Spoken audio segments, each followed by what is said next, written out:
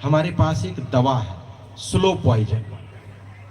इसको ले जाओ, तुम अपने सासू माँ को रोज एक एक पुड़िया देना, और धीरे धीरे 1 महीना तक जब दे दोगी पूरा खुराक, तब उसके बाद तुम्हारे बूढ़ी माता का शरीर, सासू माँ का शरीर धीरे धीरे गलने लगेगा।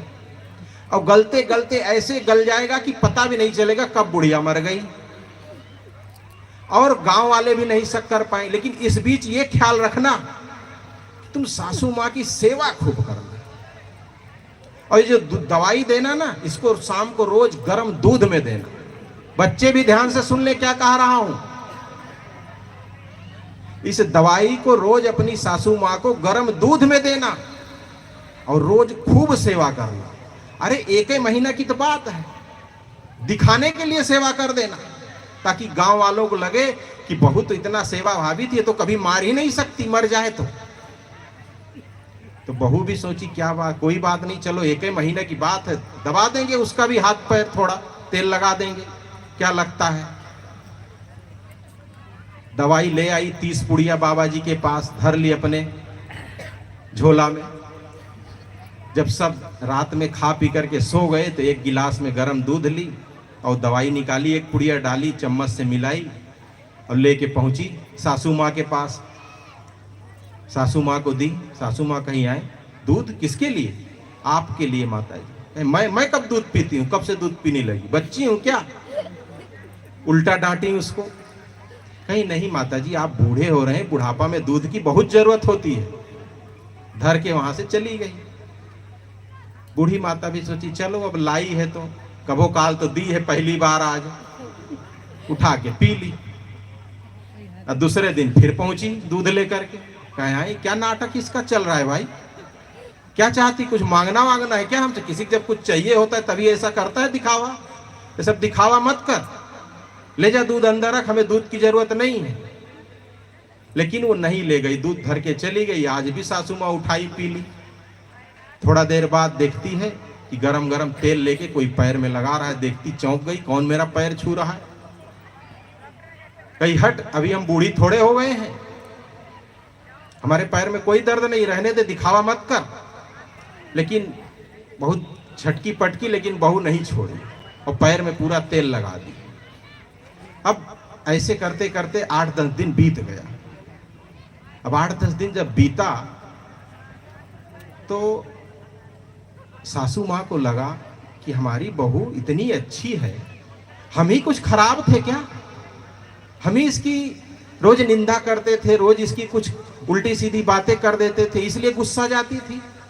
देखो रोज इतना ख्याल रखती है, सुबह उठते ही गरम गरम भोजन दे देती है, हमारे नहाने के लिए पानी ला देती है, पानी गरमा देती है।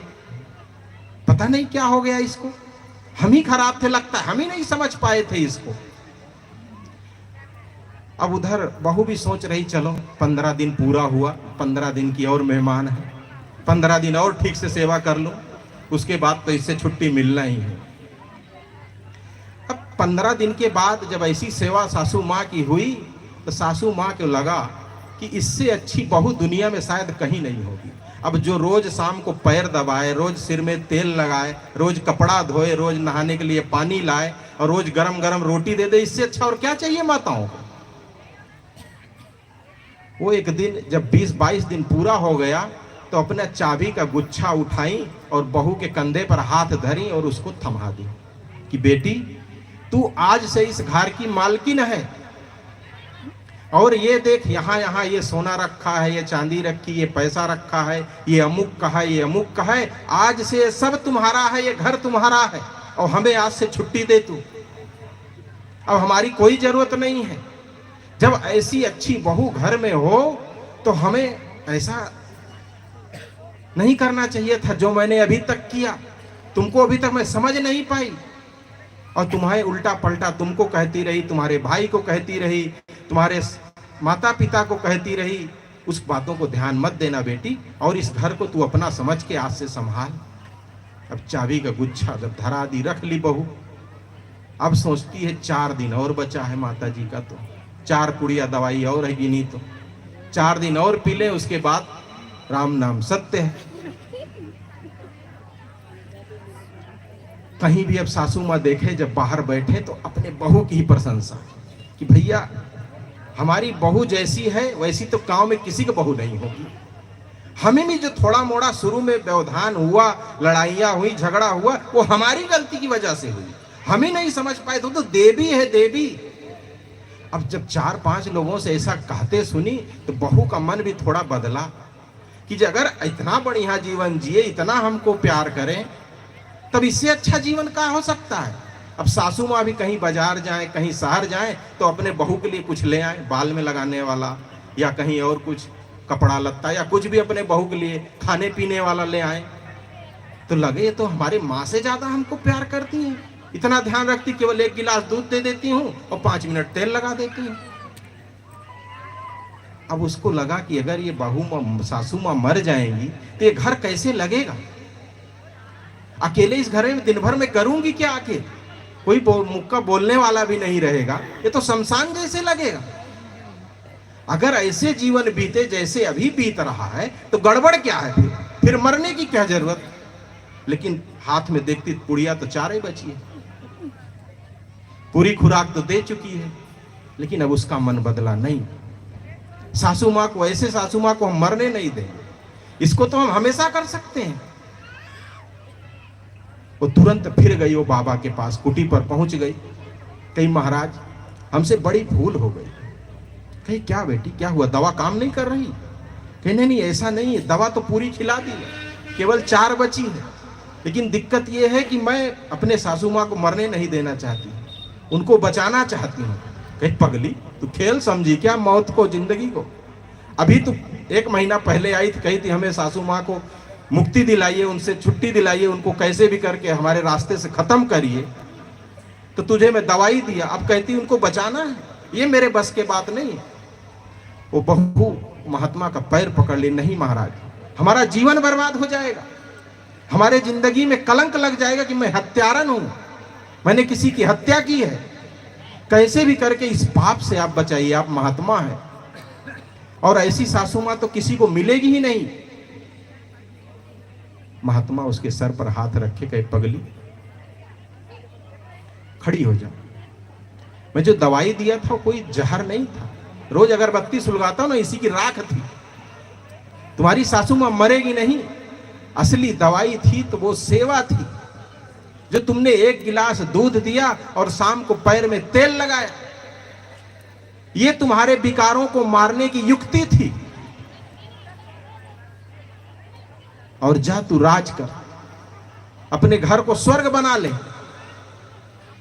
बहू बहुत प्रसन्न हुई कि भगवान की मैं पूजा कई वर्षों से कर रही हूं, लेकिन इस समस्या का वो समाधान नहीं कर पाए, और आप 1 महीना में कर दिए, और हमारे नरकमय जीवन को आप स्वर्ग बना दिए।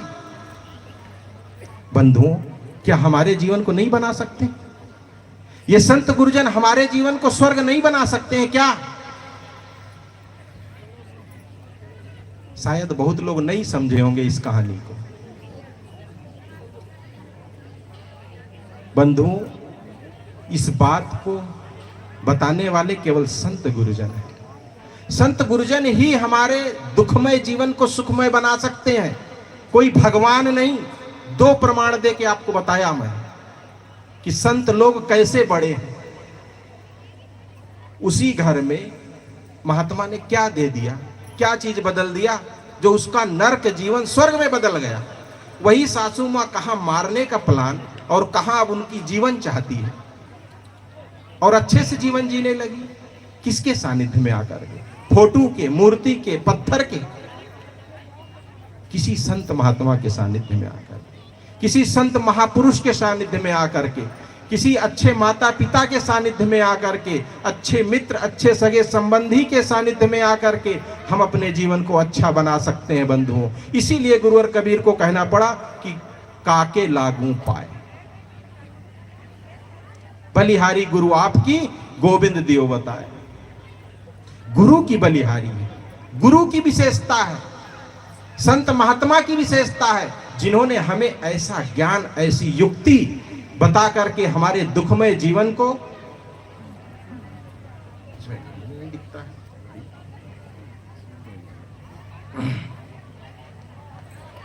तो बंधुओं, हम यहाँ से जाएं तो आज कुछ सीख करके जाएं। वो सीख क्या है? संस्कार जो हमें गुरु देता है। मिट्टी के देवी देवता और भगवान और चित्र लटके हुए भगवान नहीं, जीवित हमारे गुरु, हमारे शिक्षक, जिनके हाथ में छड़ी है, जिनके हाथ में डंडा है, हमारी घर के हमारे बड़े बुजुर्ग, इनसे जो सीख मिलेगी तभी हमारा जीवन सुखमय बन सकता है। नहीं तो नरक में तो सब जी ही रहे। जो चाहे वो अपने जीवन को स्वर्ग बना सकते हैं, सेवा करके, दूसरे के साथ थोड़ा परोपकार करके, पैर दबा के, दूध पिला के। बस मेरा समय लगभग पूरा हुआ और अधिक कुछ ना कहते हुए मैं अपनी बात को ही विराम देता हूं। बोलिए सदगुरुदेव की जय। बोलिए सदगुरु कबीर साहेब की जय। अभी हम लोग संत श्री करमचंद साहिब के सुंदर विचारों से लाभ ले रहे थे। सचमुच परिवार में जो भी बड़े बुजुर्ग हैं उनकी सेवा होनी ही चाहिए। जिस परिवार में बड़े और बुजुर्गों की सेवा होती है उस परिवार 3 पीढ़ी का उद्धार होता है। 3 पीढ़ी का। अगर आदमी संस्कारित है तो एक तो बच्चों का संस्कार अच्छा होगा। अगर व्यक्ति संस्कारित है तो जो बड़े बुजुर्ग हैं उनकी अच्छी सेवा होगी, और जो संस्कारित है वो अपना भी जीवन ऊंचा उठाएगा। इसलिए हमें सेवा करने की जरूरत है। जो भी बड़े बुजुर्ग हैं उनकी सेवा हम करें। तो सुंदर विचार अभी हम लोग श्रवण कर रहे थे। एक साखी थे, गुरु गोविंद दोऊ खड़े काके लागों पाए, बलिहारी गुरु आपने गोविंद दियो बताए। बहुत सुंदर विचार श्रवण किए। साहेब जी, हाँ आप बोलिए। बोलिए सतगुरुदेव की जय। अब हमारे बीच में मैन साहिब रामविलास साहिब जी, जो हमारे कृष्णानंद जी महाराज की ये बेकी परंपरा है, आप गद्दी पर आसीन है। आपके द्वारा एक भजन अभी आप सुनेंगे। उसके बाद में फिर वापस जो इलाहाबाद से संत महापुरुष हमारे बीच में विराजमान है,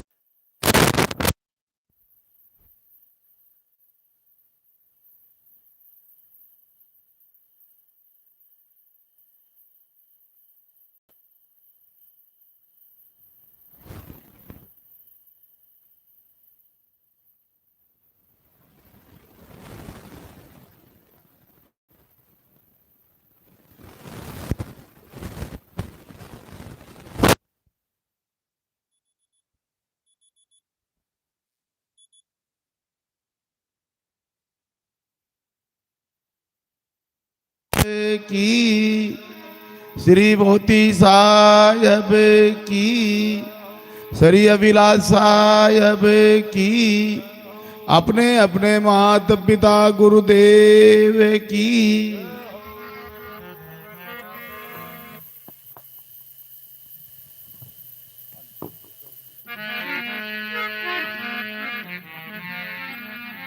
वंदो सत कबीर के चरण कमल शिरनाई, जहाँ सो ज्ञान दिन कर निगरे, भ्रम तम देते न साई। मंत्र मूलम गुरुर आज्ञे, मोक्ष मूलम गुरुर कृपा, ज्ञान मूलम गुरुर मूर्ति, पूजा मूलम गुरु पदम। वंदनीय गुरुदेव को बार बार कर जोड़, दया करण संचय हरणी, संत रूप प्रभु तो। बलिहारी गुरु आपने घड़ी घड़ी सो वार, मानुष देवता किया करतन लागी वार।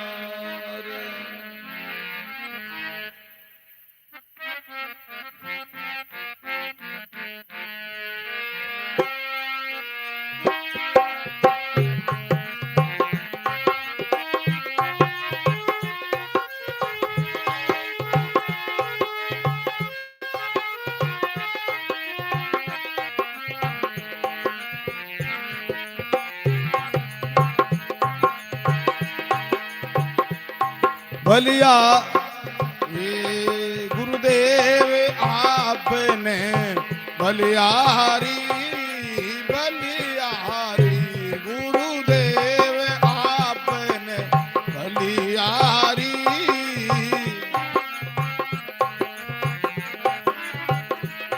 महाराज आपने बलिहारी बलिहारी गुरुदेव आपने बलिहारी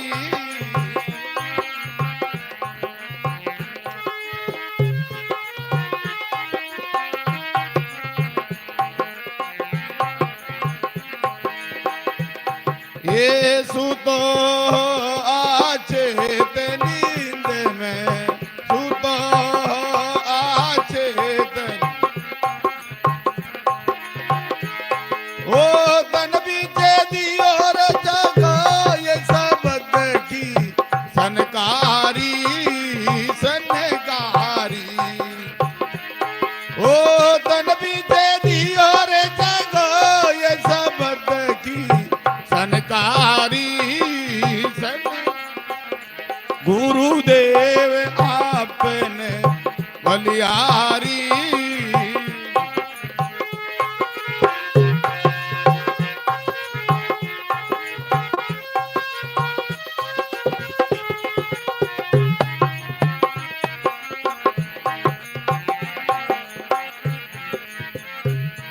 अरे भवजल बुओ जावे तोरे ओ भवजल बुओ जावे तोरे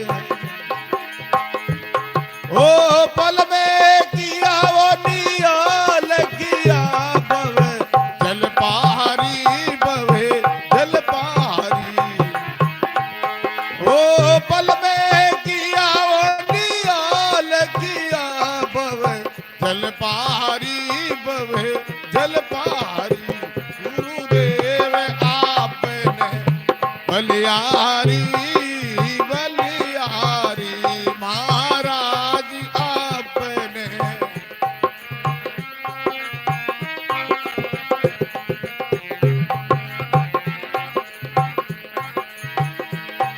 अरे जन्म मरण आती दुख भारी अरे जन्म मरण आती दुखी भारी ओ गुण करे तो मेरी साये भोगता दुख भारी ओ गुण करे तो मेरी साये भोगता दुख भारी गुरुदेव आपने बलिहारी बलिहारी महाराज आपने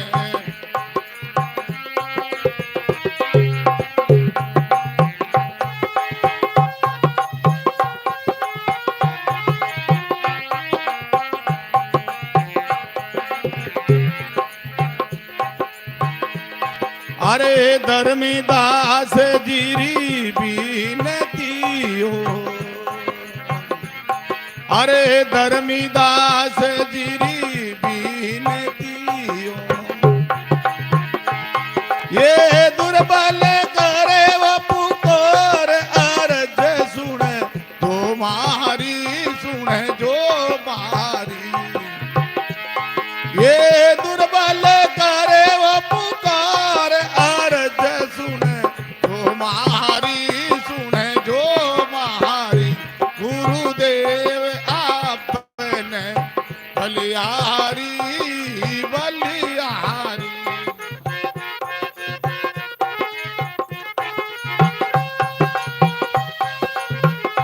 गुरुदेव आपने बलिहारी बलिहारी